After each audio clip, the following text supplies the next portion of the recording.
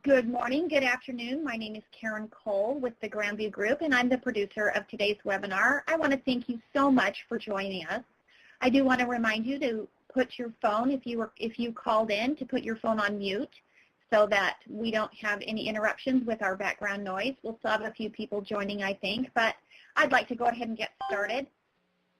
I just want to tell you how pleased we are to have Greg Creech with us today. Greg has been in the administrative environment for several years. We won't say how many. 35. And it has been an honor to have him author the Office Publishing chapter of the Complete Office Companion. The Complete Office Companion, if you're not familiar with it, we are counting down to the publication of this 24-chapter interactive resource that will feature topics like standard office procedures, simplifying complex tasks, cutting-edge tips on electronic communications and information technology, and of course, office publishing. If you have any questions throughout, please put them in the Q&A box in your upper left-hand corner. And if you have any questions about the Complete Office Companion, we'll get back to you after the presentation. You're welcome to put any questions that you have in there. I'm going to go ahead and switch our screen and turn it over to Greg. Thank you so much, Karen. I appreciate your work and all of those at IAAP, and I'll talk more about that in a moment. I'm going to go ahead and begin sharing my screen so that we can begin the obligatory PowerPoint presentation of what we'll be covering today.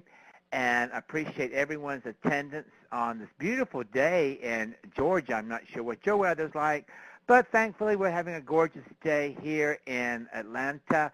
And I tell you what, as excited as I am about being here today, I have to tell you, being in Clearwater, Florida, next Friday for the Tech 15 conference, I am really excited about that. So some of the content I'm going to be covering today with our Chapter 20 on publications, I will be coaching you at the Tech 15 conferences across America and beginning with Clearwater, Florida next weekend on some of the ideas we're going to be covering. So there is the lead in with my beautiful PowerPoint presentation.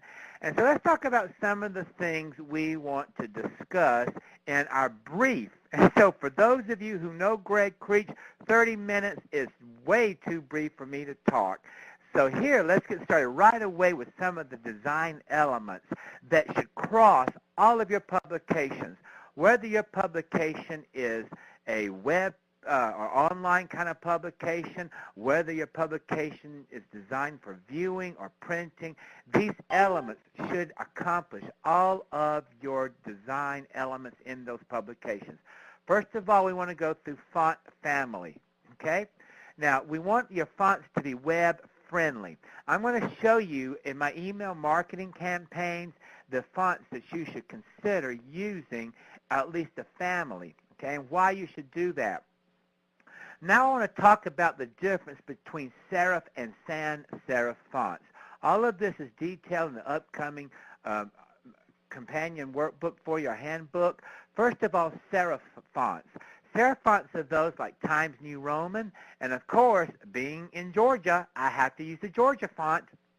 Those little strokes that you see here. Now I'm going to do a trick here with PowerPoint that you know me, that if there's any presentation, I have to bring in technology.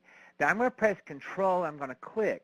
Look at this new feature in PowerPoint 2010, how when I conduct webinars and I want to use a laser pointer, PowerPoint 2010 and 13, if I press Control and I click my mouse, look at this. So these are called little serifs here. Serif fonts allow us to read easily. They guide our eyesight in reading. You will never find headlines or other items that want to call attention as a serif font. A sans serif font are these, like my personal favorite, Trebuchet. See how there's no little strokes here? Arial and other fonts do not have the little strokes. So sans serif font, we use those to attract attention. You will not find a sans serif font in books magazine articles, or where there requires lots of reading. A sans serif font will give you eye strain and a headache. So books, magazine articles, and extensive publications require that we use a serif font. Serif fonts help us. As you see, it guides our eyes across using those little strokes. You will never see any road sign or any license plate using a serif font. So that's just the beginning of our font family discussion in the book that you will have access to. No more than 2 or 3 fonts. Now, as an admin person, I love to go font crazy. I love some of the monotype Corsiva. I love some of the script fonts. However, you want to restrict those so that you have to consider the legibility of your articles. Again, whether it's online or printed. No more than 2 or 3 fonts. All right? Logo. Always have your logo on top of every page. Whether it's a PowerPoint presentation, whether it's a web e-zine, or whether it's a newsletter that you print, or whether a book that you mail out. Always the logo on the top of every page. Consider your color scheme, okay? Now, I'm going to be leaving PowerPoint in just a moment, but I'll come back. Color schemes are very important. I just want to give you a quick story about I was working for the Executive Vice President for Sherwin-Williams. Now, if any company knows anything about colors, it's Sherwin-Williams. So this is the Executive Vice President had me come in and to design PowerPoint templates for the entire world, okay? I was using red, because that's part of their logo. I was using red. And, you know, like some of the words and some of the accentuating design elements. And she said, oh, no, Greg, we cannot have red. And I said, well, why? You've got it in your logo. She said, only in our logo. She said, red is an agitating color. She said, science proves that red makes people's blood pressure goes up, so don't use any red.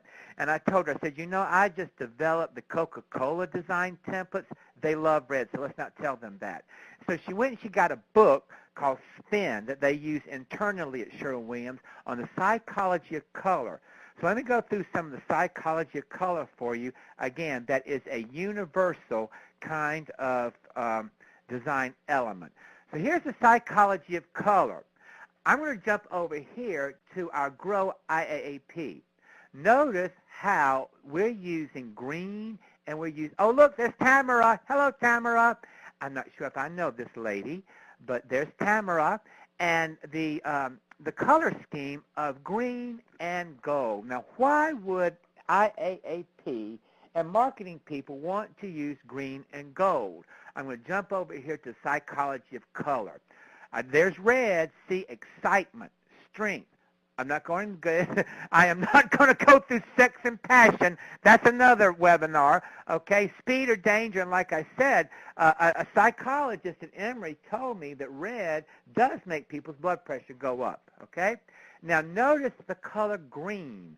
Color green is fresh, cool, growth, grow IAP, growth, and gold, prestige.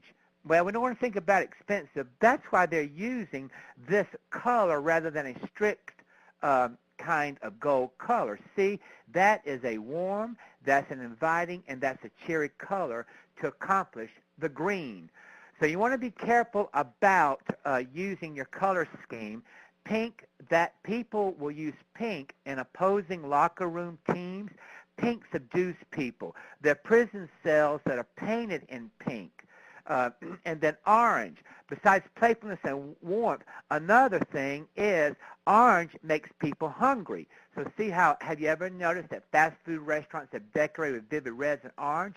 That's because orange makes people hungry. When I was designing Home Depot's PowerPoint presentation, they said we want lots of orange because we are putting restaurants in our stores because when people shop at the Home Depot, they see the color orange, it makes people hungry, all right? So I need, now blue does not make people hungry. That suppresses an appetite, so I need for my refrigerator painted blue, all right? So be careful about the color scheme and the psychology of color. All right, now let's talk over to grammar. As much as you can, use passive voice, okay, in all of your publications and all of your speaking. So if you ever take one of my communication classes, we'll talk more about that.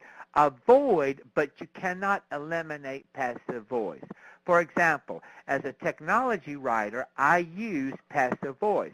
I had an editor one time tell me, Greg, why do you use so much passive voice in your technical writing? And I said, because sometimes I want the noun to be the client. For example, if I'm writing a technology book, I'll say, the computer gives you an error message. If I want the noun to be you, then you will receive an error message. See the difference? So sometimes you cannot avoid passive voice, okay? No more than 8% or 10% passive voice ever. Editors and publishers know how to detect passive voice. So let me jump over to Word, the almighty Word. So watch this.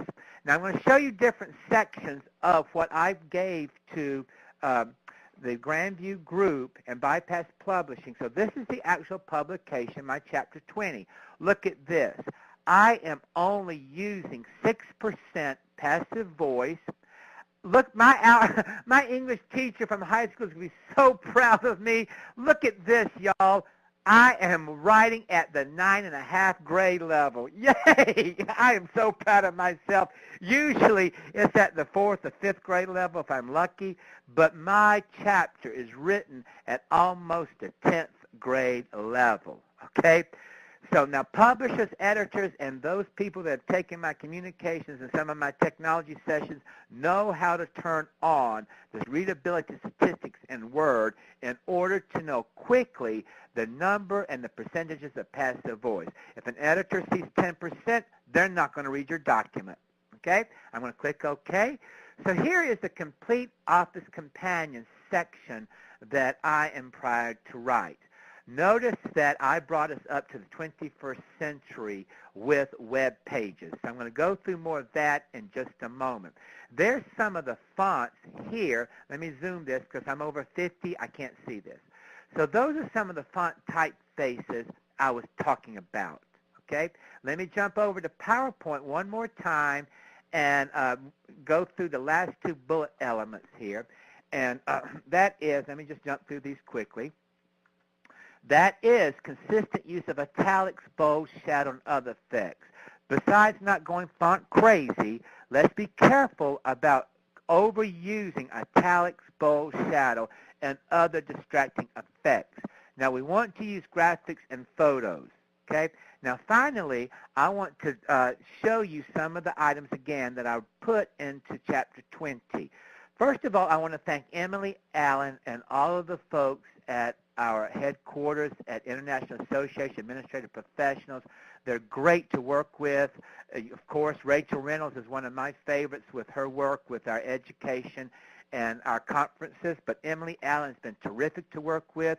The folks at Grandview and Bypass Publishing, Laura and Karen, just a wonderful group of people in which I can work. Finally, I want to thank you and your feedback now and forever. So give me feedback about your thoughts when you review my Chapter 20 and the Complete Office Companion. I always welcome feedback. I want to continue being a part of Chapter 20 to update it, to make sure it's relevant to our positions. I want to show you some brochure elements, flyers, and advertisements, newsletters, and also web pages and email marketing. All right? So that's enough with PowerPoint, but you know, I got to have my PowerPoint. It's obligatory whenever I present. Okay, enough with PowerPoint. Now let's go over back to the Office Companion that I submitted. Now, of course, you know, me being the writer, I know everything, and it's perfect the way it is.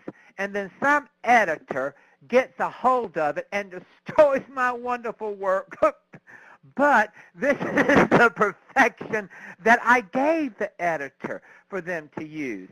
And so what you're going to see in the Complete Office Companion, again, is using your type, your fonts, and some of your other items.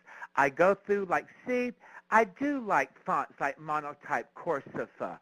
However, they're not that easy to read, so you want to be careful about using those fonts. We talk about columns, using formerly known as clip art, photos, logos, and other items, all right? Now, a couple of other things, like I said, depending upon your publication, you'll need to design a brochure. So here's some of the elements for a brochure. Writing should be clear and concise. And so I go through, leave sufficient white space for a brochure. I go through how you do a flyer, advertisements, which tend to be less wordy than other kinds of publications, and then how you want to print your advertisements, okay? And see some of the elements you'll see throughout all of this is avoid typeface that is hard to read. Use the company logo consistently for continuity. Use plenty of white space again. You want to center your headlines. And then designing a newsletter. Now, items like a newsletter, an employee manual, you always want headers and footers in your extended document so that you can have certainly page 1 of so many pages. And so you want your headers and your footers to be consistent. You want them to reflect the organization, make things easy to get to. And so I go through that with looking at these different kinds of items. Now, designing a web page in social media. Rather than let's go through this, why don't I show you some of the elements that you should have in a web page and social media, all right? I was just showing you some of the elements that we have here in our IAAP. The color scheme that we're using, and perhaps the colors were not by accident. That marketing, as you see here by June Campbell, The Psychology of Color in Marketing. Again, very important, like Jaguar, a luxury car with a luxury website. So they want black for sophistication, silver for prestige. All right? So again, we're using green and gold primarily for growth, abundance, and to be prestigious in our leadership of the administrative professional arena. All right, now I'm going to come over here to my MailChimp account, and I want to show you the fonts that you should use in your publications. I'm going to click here. Now, websites are restricted to using these font families. Arial, my good old favorite Comic Sans, Courier. Ooh, there's Georgia, must be from the south. Lucida, Tahoma, where the wind comes sweeping down the plain. T-A-H-O-M-A, Tahoma. Okay, we had to have our Broadway moment. So we have Tahoma, good old times, New Roman, and my personal favorite, Trebuchet, and then Verdana, well, however you would pronounce it. So keep in mind, for all of your publications, consider using these font families. These are the web families for websites. The reason that I say that is if you use a publication on your computer and you design it for printing and you're not using any of these font families, if you publish that to the web is going to use the default, okay? So it will not use, if you use like Magneto or some of the other, or Broadway or some of the other fonts that are not in this family, the computer will use as close of a match as it can find, or the default font that's on that computer, which you'll be disappointed that your font is not the one reflected on the website. So keep these web-friendly font families in mind. So that's why any publication I do, whether it's printing for greeting cards, whether it's a newsletter that I'm going to mail out, or within a website or my campaigns here, I'm going to use Trebuchet in everything. Trebuchet is going to be my headings, it's going to be my body, and it's going to be my footers, all right? Look at here in PowerPoint. What do you see? Trebuchet. Everywhere is trebuchet for me. And my logo, just like the IAP logo, my logo is going to be on every single document that I create, okay, at the top or somewhere prominently displayed. All right, now let me go back and I'll show you some of the other elements that we want to consider. Again, don't go font crazy. No more than 2 fonts for any publication, all right? Now, I went through the psychology of color. Now, I want to go through this. Oh, look, there's Kamisha Foley. I can't wait. I hope I can attend her on the February the 13th. Kamisha and I presented for the Delaware, Maryland, and District for Columbia October conference, and so Kamisha is just excellent. She's one of those people like myself that is or has been an admin for many, well, for me, many, many years. For her, just many years. So let me tell you what web designers and psychologists want you to do, and this website is perfect for it. Over the years, psychologists have looked at how we view our information. They came up with a term called the Z formation. Now, by habit, this is what we do. So this is the psychology of how we read things. It's called the Z formation. What we do is we scan the top at the, so we go scanning across the top.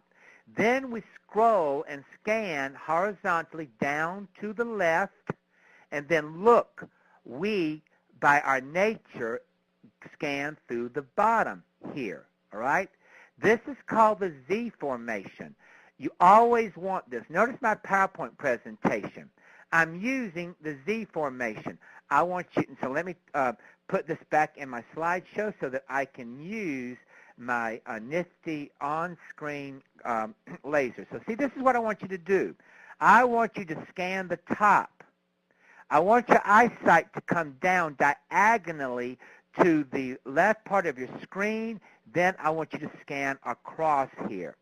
So that is a good design element, and again, what psychologists call the Z formation and how we read our websites and our online publications. I try to carry that across to other publications, okay? So that's some of the design elements for using a website or an e-sign. But again, remember, we want to be consistent. And now notice the font that they're using. It's the same font. It's the same color scheme for all that we're doing here, okay?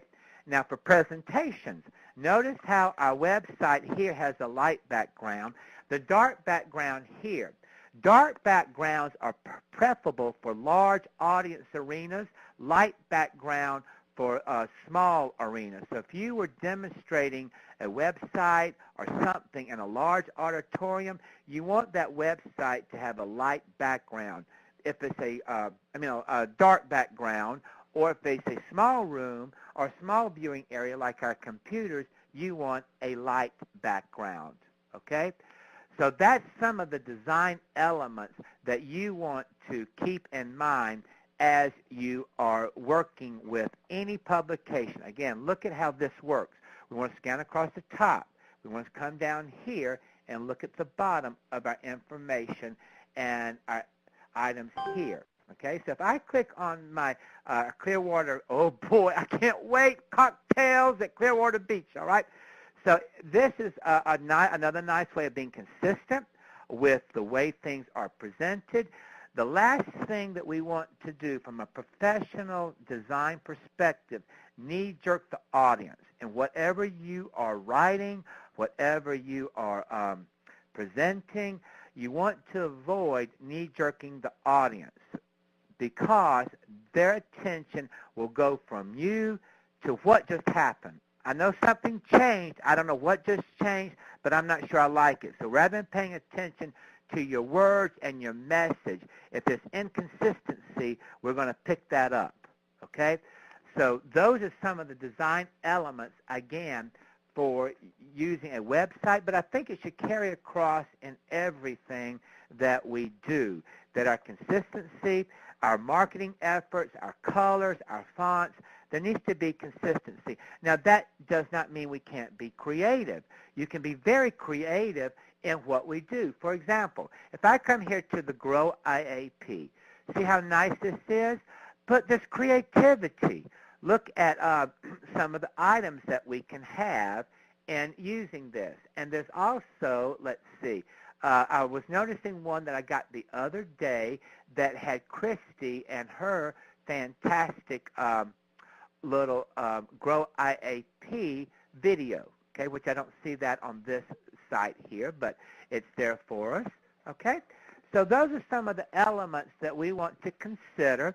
I go through that, so let me jump back to my Word document here of designing your web pages is keeping it simple, using pixels and other items for you, style sheets.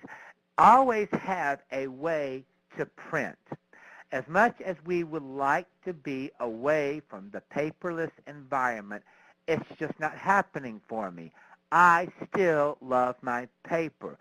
So I like printing out websites, and I like printing out my newsletters and other items that I can have both my paper copy and I can have my online copy. So we always want a way to print and to view our publications. And I think that anything, and we go through binding as well, looking at desktop publishing. I give you some of the websites here for you to consider.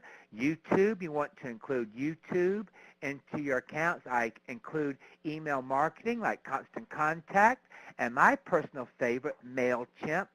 So, and I use MailChimp because they're a humorous company, very funny, and that matches with my personality. And besides, their headquarters in Atlanta.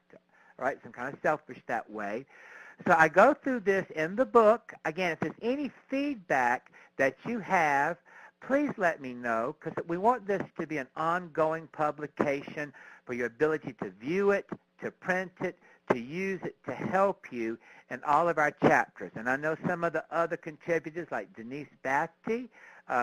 So I think we're going to have a really nice ongoing publication that we're not going to wait years and years for it to get outdated. We're going to keep it going for you and really take ownership of this product. I want to go ahead now, Karen. I want to pass it over to you because you and others know I could talk for the rest of the afternoon about this. So, Karen, let's pass it back over to you, and I'll be glad to entertain any questions that people may have. All right. If anybody has any questions, I do have a question from Angie. She's asking when the Office Companion is coming out and how they are going to be able to get it.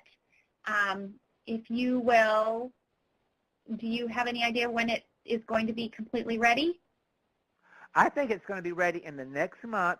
And if you go to the IAP website, in fact, why don't I go there? Okay, because that's the best source about using because I know Emily Allen has had plenty of conversations with folks and our email communications on this.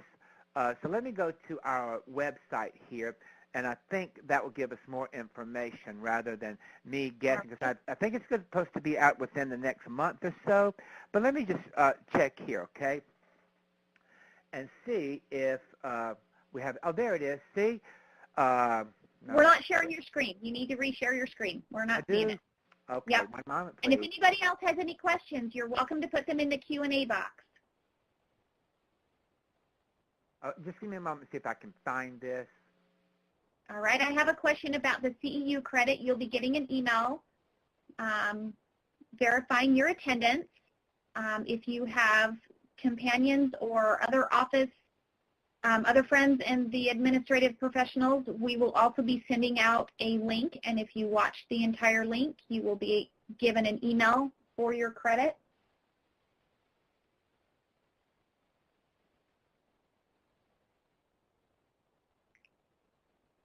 Just be sure before you watch that link that you sign in back into the training center where you registered for these webinars, and then click on the link. All right, Greg, I'm still not seeing your screen.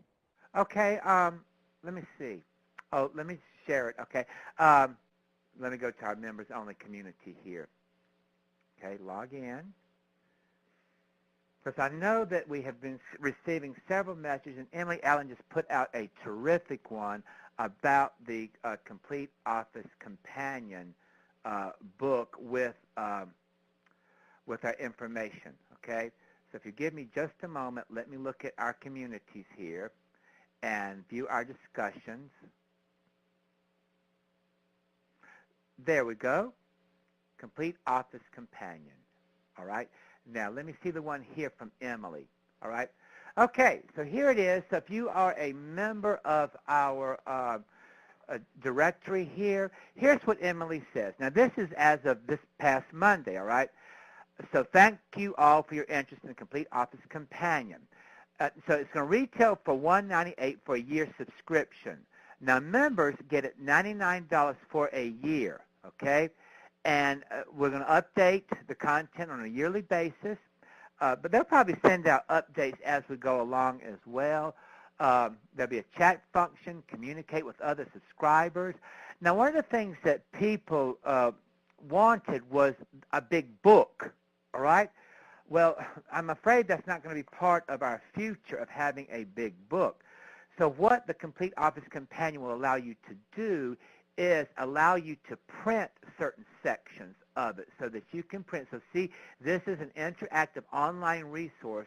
I think they did make it printable, all right, so that you can print oh, there it is. However, working on functionality so that you can print sections that especially pertain to your job and create your own manual, all right?